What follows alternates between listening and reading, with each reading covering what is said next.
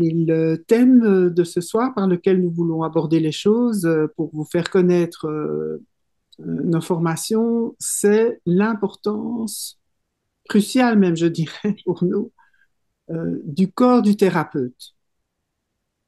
Alors, le corps, évidemment, du patient, ou du client, de la personne qui bénéficie de soins est très important aussi dans l'approche que nous avons, mais ce qui est spécifiquement abordé de notre côté, c'est le fait que le corps du thérapeute a une importance cruciale, je viens de le dire, non seulement pour une toute première raison qui est connue aujourd'hui par les recherches scientifiques, puisque nous sommes dans un monde pour qui la vérité scientifique est liée à la recherche, ce que je peux comprendre, qui montre que dans toute relation, mais toute relation, professionnelle ou non, le non-verbal, donc ce qui circule, les regards, le ton de la voix, les gestes, les mimiques,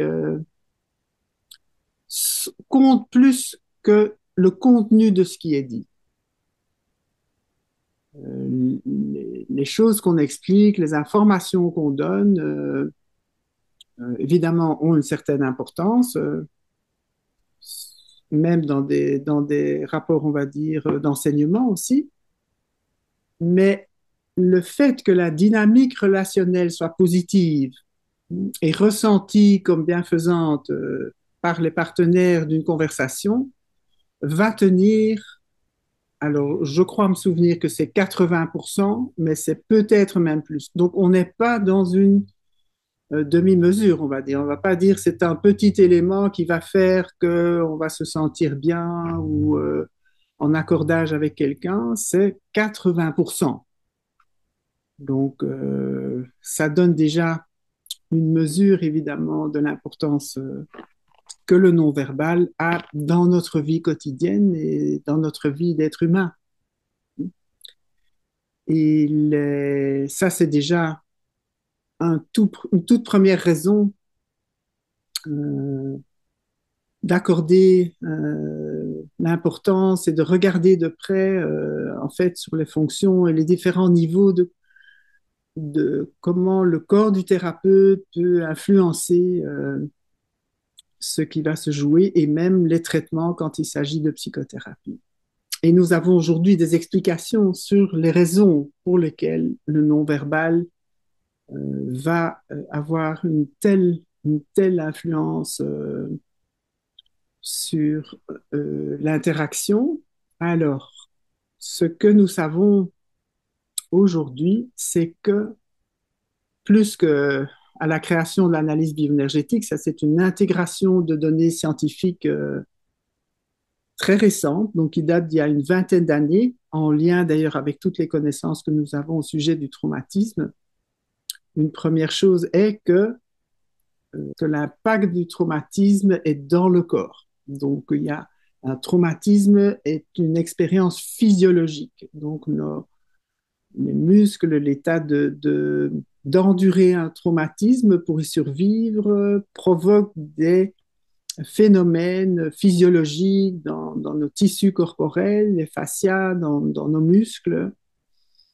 Et donc, même les parties où on ne soupçonne pas qu'il y aura un tel effet, par exemple, la durmère qui entoure le cerveau et d'autres membranes d'ailleurs du corps, quand elles sont impactées par un traumatisme ou du stress chronique, hein, quand la situation d'endurer ou de se sentir en danger devient chronique, fait des effets, jusqu'à des effets d'ailleurs dans le cerveau lui-même, mais certainement sur la membrane qui l'entoure.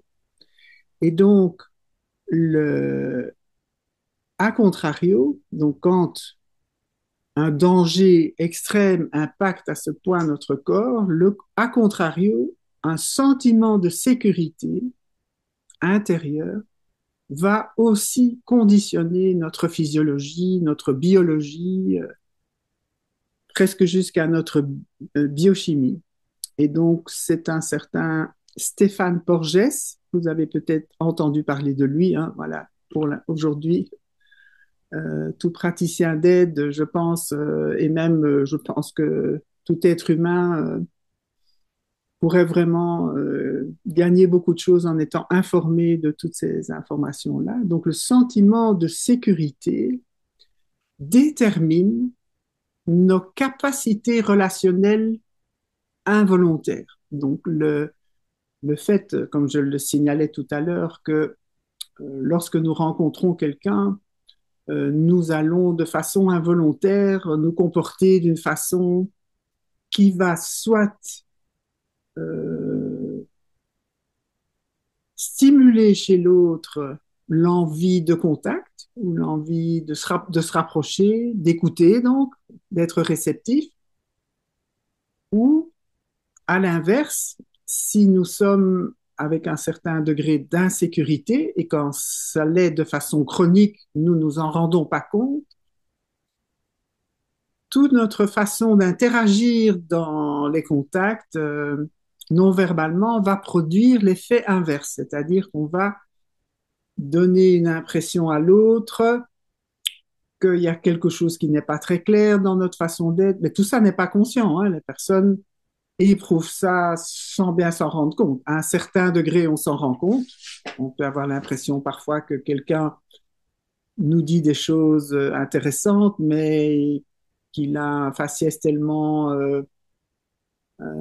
qui fait un peu peur ou qui rend mal à l'aise ou des choses pareilles. Mais très souvent, c'est plus subtil et on s'en rend pas compte, mais intérieurement, au, plutôt que de répondre et d'aller vers le contact avec la personne, on va plutôt se rétracter, rester plus à distance et fort probablement entendre et enregistrer les messages de l'autre différemment.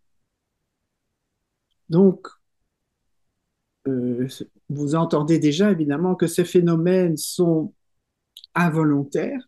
On a beau vouloir être gentil. D'ailleurs, je pense que tout un chacun, quand on voit, bien qu'on s'y habitue, hein, dans certains médias qui veulent séduire du public, ils vont évidemment adopter des attitudes de sourire mais on sent quand même, quand on est sensible à ça, si on y fait attention, quand un sourire est factice, c'est fait pour faire un effet, ou quand il vient vraiment de l'expression spontanée de l'ouverture d'une personne vers l'autre. Et ça, ce sont des phénomènes, comme je le redis, involontaires, qui sont liés à, au degré de sécurité que nous avons en nous. Évidemment, il peut varier d'une situation à l'autre, hein. Ça se peut que dans un certain contexte, en famille, quand on se sent en sécurité, on va être plus ouvert et peut-être en situation professionnelle moins, ou vice-versa. Le sentiment de sécurité peut varier, mais on a quand même tous, selon notre passé, engrangé, on va dire, été marqués plus ou moins par de l'insécurité.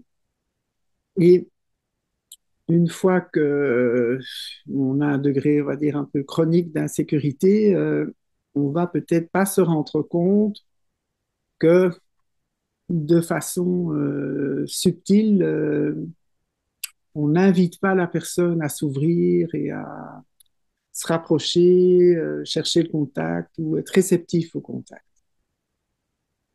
Et donc ça, c'est le système nerveux autonome qui, on va dire, est dysrégulé, ça c'est le terme, c'est-à-dire quand il se trouve en état chronique de trop grand stress, en tous les cas d'une sensation d'insécurité qui n'est plus relative à la situation réelle. Hein. Attention qu'il y a des situations de grand danger réel dans lesquelles on est en insécurité, mais on devrait revenir à la normale quand on est en sentiment de sécurité. Donc, si on est dans un niveau haut chroniquement, euh, il faut vraiment, là nous le savons en analyse bioénergétique depuis longtemps, mais il y a une autre méthode aussi à laquelle nous formons, qui s'appelle la méthode TRE. Donc, ça veut dire le relâchement de tension et de traumatisme. Donc, réduire l'impact justement de ces peurs ou états chroniques post-traumatiques qui nous habitent et qui font cet effet de réduire nos capacités relationnelles. Hein. On est vraiment dans les capacités relationnelles du visage, du haut du corps, de la façon de parler, du regard. Ce sont tous ces éléments-là. Et ce sont des phénomènes donc instinctifs, très peu modulables par la volonté consciente. Pour changer ça, eh bien, il faut pratiquer des méthodes et des outils qui viennent couper le cercle vicieux, on va dire, du stress chronique. Et on sait que le cercle vicieux du stress chronique est expliqué physiologiquement. La partie de nous-mêmes, le système de nous-mêmes qui provoque la sidération, on va dire, en cas de stress et qui peut devenir chronique et qui nous empêche d'être fluide et qui réduit nos capacités relationnelles, s'appelle le tronc cérébral ou le cerveau dit reptilien. Il est très, très primitif. Et il reçoit les informations pour les informations qui lui disent attention, il y a du danger, on est sécure ou non, par le phénomène dit de neuroception. Donc, c'est un système très particulier. Ce sont des radars que notre système utilise à notre insu constamment pour évaluer le niveau de sécurité. Il reçoit les informations aussi, je ne sais plus si c'est autour de 80%, peut-être le chiffre n'est pas exact, mais c'est dans ces eaux-là. La grosse majorité de son information vient de l'intérieur du corps. Donc, si une personne, comme pour le stress post-traumatique, asepsoas, donc la réaction de danger dans notre corps, stimule nos muscles psoas, stimule des chaînes musculaires très profondes qui nous aident à nous enrouler en cas de grand danger ou à nous encourir s'il y a moyen de fuir ou la sidération qui nous bloque sur place. Ça, c'est un phénomène plus des fascias et des tissus conjonctifs. S'il ne se relâche pas après le danger, s'il y a un danger qui se répète, etc., ils deviennent chroniques. Et ils informent constamment, alors que nous savons, on va dire que le danger n'est plus là, mais c'est comme si cette part-là de notre corps, on va dire, la partie la plus instinctive, ne le sait pas encore, parce qu'elle ne comprend pas le français, elle n'a pas le Wi-Fi, ses seuls repères sont corporels. Or, si le corps continue, les psoas continuent à se contracter dans le fond de notre ventre en disant oh là là là là, on n'est pas sécure, il va continuer à envoyer le signal, on est en danger, et donc il y a une vraie boucle, on va dire neurobiologique et physiologique, même anatomique, qui maintient le stress. Donc, déjà la démonstration que pour rompre ce cercle vicieux, il faut une voie d'entrée corporelle. Euh, il faut communiquer avec cette part-là de nous à travers notre corps. Ça, c'est pour une des raisons donc de travailler soi-même en tant que thérapeute, futur thérapeute aidant, à réduire dans notre corps les impacts de stress qu'on a accumulés, reconnaître, repérer déjà quand on est moins disponible intérieurement et alors du coup utiliser des outils, etc., parce qu'on les connaît, reconnaître ces états euh, plus indisponibles, on va dire, et dans la relation et pouvoir y faire quelque chose. Et donc ça, c'est pour tout ce qui est dans la relation thérapeutique ou autre, tout ce qui va déterminer le sentiment de sécurité de la personne avec qui on travaille. Parce que nous sommes en lien, je dirais, de système nerveux à système nerveux. Notre patient va capter des choses au-delà de ce que nous voulons, de ce que nous pouvons maîtriser, et donc va en résonance, on va dire, avoir un niveau de sécurité plus ou moins important. Et bien sûr que de la sécurité dans une relation d'aide, quelle qu'elle soit, une relation thérapeutique, un sentiment de sécurité relationnelle, ben, c'est bien une des clés du succès d'un travail thérapeutique.